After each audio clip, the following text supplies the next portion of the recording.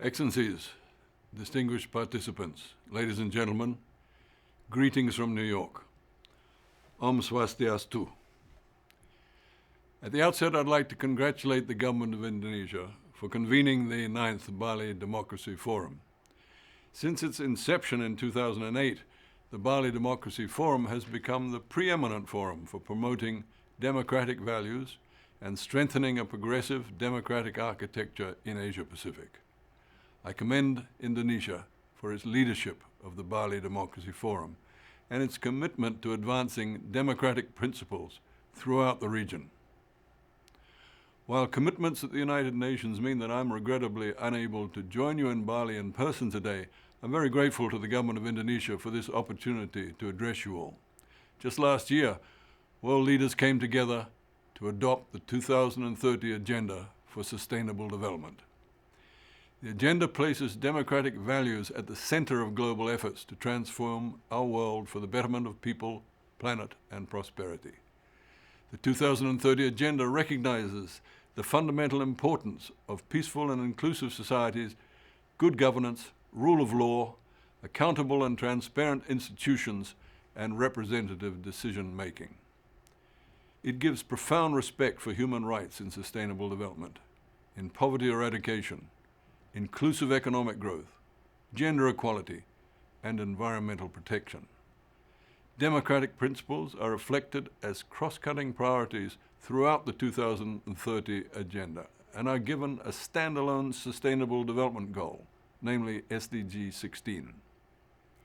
Implementation of the 2030 Agenda should therefore be seen as central to realizing the purposes of the Bali Democracy Forum. The theme of this year's Bali Democracy Forum, religion, democracy, and pluralism, could not be more relevant in today's turbulent world. As we speak, terrorism, violent extremism, and asymmetrical warfare are on the rise, threatening international peace and security. The worst humanitarian and refugee crisis since the Second World War is taking place, with millions of people fleeing armed conflict and persecution, and the effects of climate change and natural disasters. Migration and urbanization are shifting the demographic landscapes of our countries. Against this backdrop, radicalization and xenophobia are on the rise, with far too many people turning to hateful philosophies in their search for a sense of security.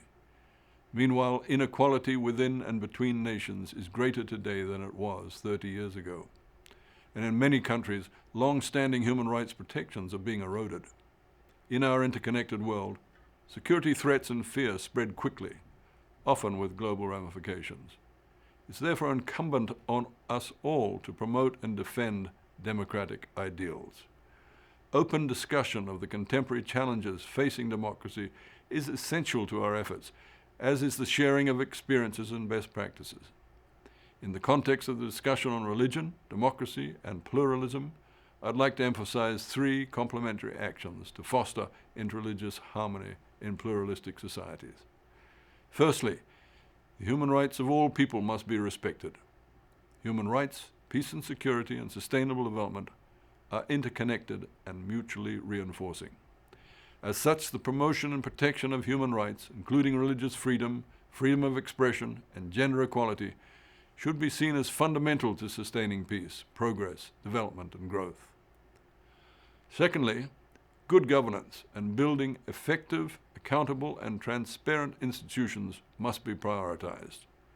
Across the world, experience has shown that for democracy to take hold, long-term dedicated strategies are required to embed a culture of peace, democracy, civic plurality, and respect. Building transparent national institutions that respond to the needs of the people is critical. So too is fostering understanding within societies of the importance of democratic values, including human rights, equality, justice, and inclusive decision-making. Thirdly, dialogue between people of different backgrounds, faiths, cultures, creeds, and other differences should be encouraged to promote mutual understanding and respect and foster peaceful coexistence.